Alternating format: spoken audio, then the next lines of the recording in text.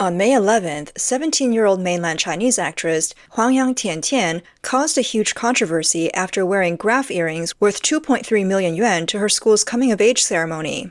She posted photos showing off the earrings on her social media. People weren't focused on her showing off wealth, but questioned her family background and whether the source of her wealth was reasonable and legal. A popular theory suggested that her father got rich by profiting from disaster reliefs during his work in Ya'an, through corruption and bribery and post-disaster construction. Netizens simply asked, how can a young actress just entering adulthood afford such expensive luxury jewelry? What made it worse was that the earrings were not sold separately. They came as a set with a necklace and a ring worth 20 million yuan total. The same style was even worn by the Princess of Monaco. After people criticized Huang Yantian's excessive spending, she posted more photos and claimed that the earrings belonged to her mother. Her mother does indeed own many high-end pieces, including a Cartier bracelet worth 445,000 yuan she wore 7 years ago. Others also exposed that Huang Yantian's family owns a luxury villa worth over 100 million yuan in Shenzhen.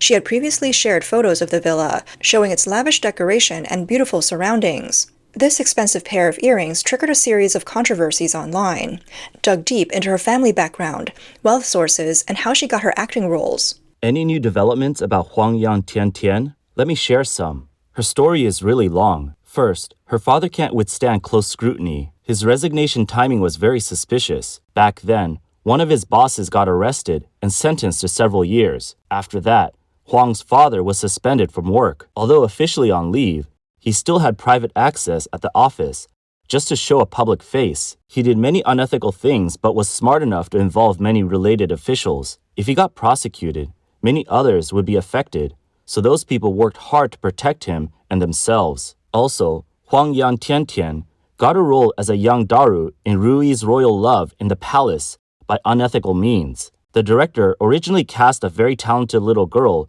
but the Huang family spent 2 million yuan to push Huang Yang in, pushing the other girl out. Netizens also found that Huang's father, Yang Wei, was a civil servant responsible for managing external bidding. After the Ya'an earthquake, he was the director of the Ya'an Investment Promotion Service Center, mainly managing investment platforms and assisting with investment activities. Huang's mother, Si Lingxia, is linked to several companies and was once a key member of a Shenzhen biotech company. Interestingly, Yan'an City began its post-disaster reconstruction in 2013.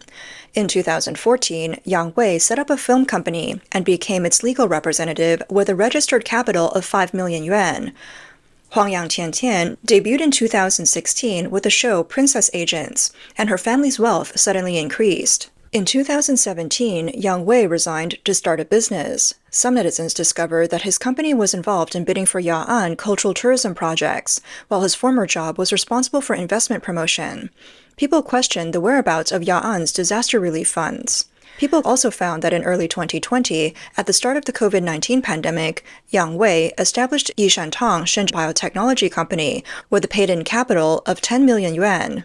There were suspicions that this company was involved in nucleic acid testing. On May 16th, Huang Yantian's father, Yang Wei, issued an urgent statement saying the earrings were fake. He denied any involvement in the Ya'an earthquake reconstruction and said he was not the head of the Ya'an Charity Federation, claiming it was a case of identical names. However, many did not believe Yang Wei's explanation. Some attentive found that the director of the Sichuan Charity Foundation office, responsible for early post-disaster reconstruction worth 700 million yuan, had a phone number matching the phone number listed for the legal representative of Yang Wei's 2014 Shenzhen Guoying Film and Culture Media Company. People commented, "It's possible to have the same name, but how can your phone number also be the same?" Tracing the phone number also led to an Alipay account whose profile picture showed Huang Yang with her mother. Even more surprisingly, after the phone number match was exposed, on May 14, 2025, Yang Wei's film company changed its legal representative overnight, and Huang Yantian's mother, Si Lingxia, resigned as supervisor. They also said had exited the company's shares. If they have nothing to hide, why act so nervously? What are they afraid of? With persistent investigation by netizens, Huang Yantian's prominent family background came into focus. Her grandmother is Huang Yanrong, who served as vice chairman and deputy secretary of the Sichuan Provincial People's Congress Standing Committee, and vice chairwoman of the All China Women's Federation. The scandal behind Huang Yantiantian's flaunting of wealth is far more complicated than it appears. Shanghai Dragon TV sharply pointed out that three major suspicions regarding Yang Wei's public service record and business activities. First, the timing of his resignation closely matched the expansion of his companies. Second, his business's areas of operation were potentially related to his former investment promotion role. Third, his family's companies frequently won bids during post-disaster reconstruction projects. NetEase News reported that some Ya'an earthquake victims claimed they never received reconstruction subsidies and suspected the funds were misappropriated. Yang Wei worked in Ya'an from 2011 to 2017, and part of his role might have involved bidding and tendering, leading to speculation that his wealth could be linked to embezzlement of reconstruction funds. As netizens dug deeper, more people questioned whether Yang Wei was involved in misusing charity funds during the post-earthquake reconstruction. Although no conclusion has been reached, many doubts remain. Over the years, corruption scandals involving the misuse of disaster funds have frequently occurred, but ended with no real accountability.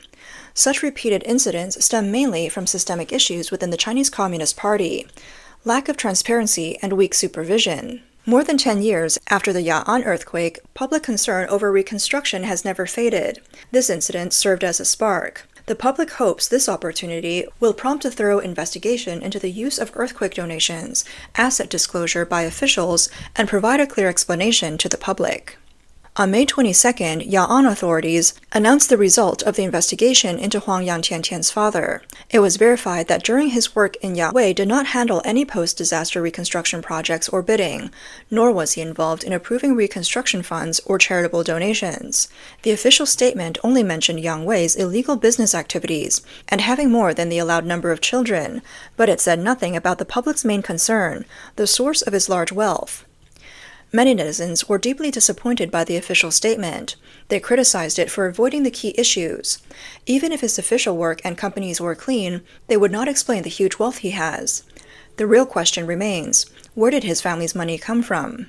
Some netizens questioned whether there could really be two people named Yang Wei with the same phone number and photos. They suspected the Charity Federation was trying to whitewash the case to avoid losing public donations. But if even the Provincial Charity Federation treats people like fools, they suggested the charity should be disbanded. People believed Huang Yantiantian's family has strong political power. They wondered who Yang Wei's film company is laundering money for, implying that this explains why the investigation stalled. Former Southern Metropolitan Daily reporter Wei Chunliang wrote that although netizens have exposed every detail of the family, without authoritative media reports or official investigations, the case remains unresolved. But one thing is certain and cannot be changed. Huang Yantiantian's father, Yang Wei, is a complete liar. Huang Yantiantian's earrings instantly sparked the public's enthusiasm for oversight, showing that society has formed a grassroots consensus against corruption. Chinese human rights lawyer Wu Xiaoping, who lives in the U.S., believes the investigation into Yang Wei will end inconclusively. The Chinese Communist Party may introduce rules banning officials' children from flaunting wealth to cover up corruption and avoid public scrutiny or backlash. Wu Xiaoping said that the Chinese Communist Party's officialdom has become a closed system, placing their children inside the system, even generations of officials turning into family-style corruption.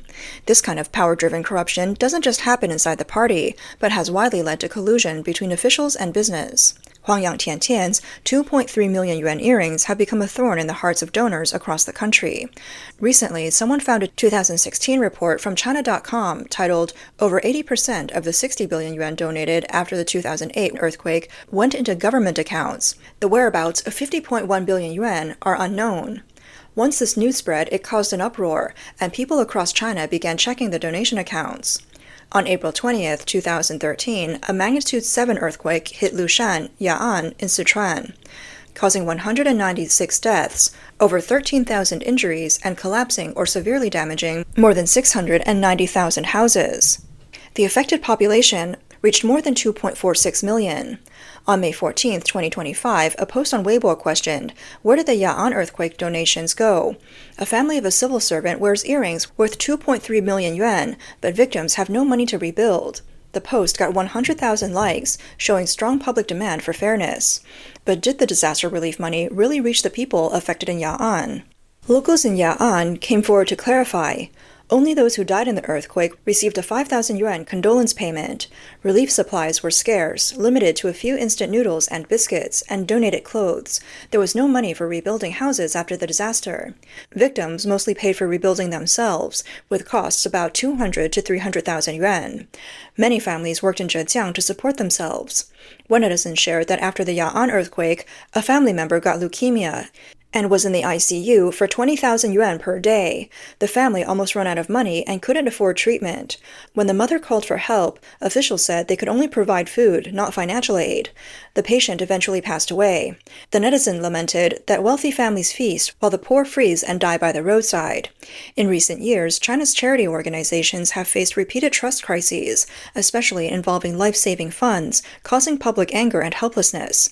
If even basic relief money can be embezzled, who would dare to donate in the future?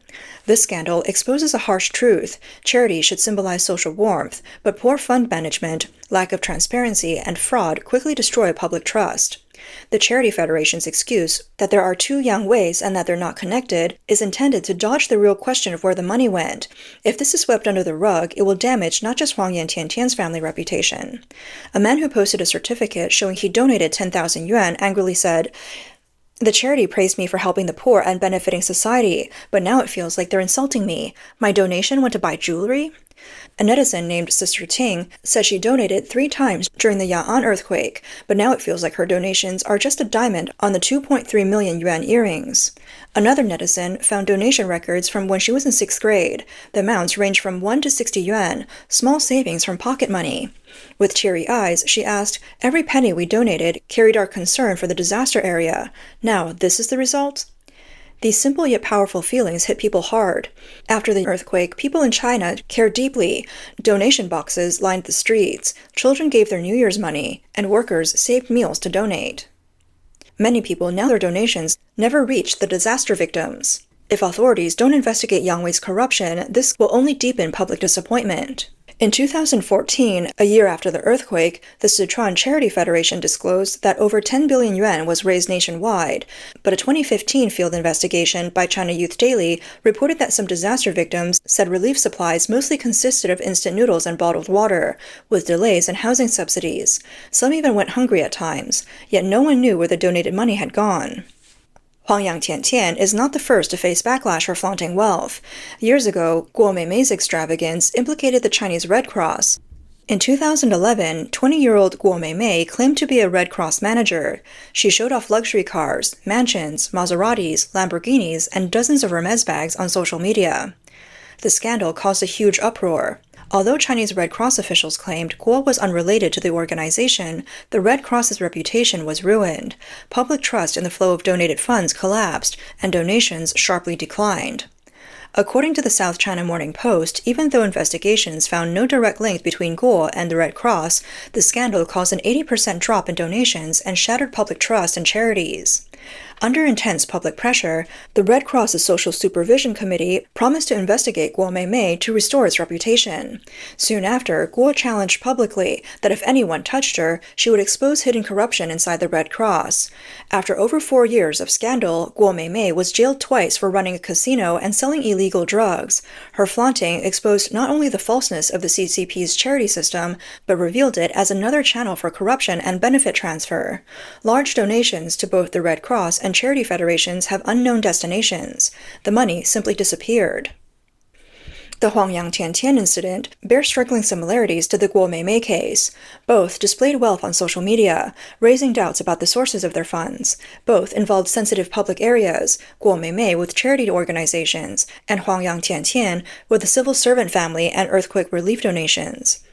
If the Sichuan charity sector does not transparently disclose the details of donations and clearly explain where the funds went, Huang Yangtiantian's controversy may further weaken public trust in charitable donations. A Weibo user commented, "From Guo Meimei to Huang Yangtiantian, flaunting wealth destroys trust. Who would still dare to trust donations?" This post received 50,000 shares, reflecting public disappointment.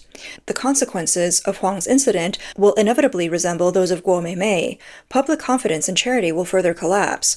One user pointed out sharply, "The outrage over the sky-high priced earrings is not about whether they're real or fake, but it touches on the public's fear of power being converted into wealth and their longing for social fairness and justice."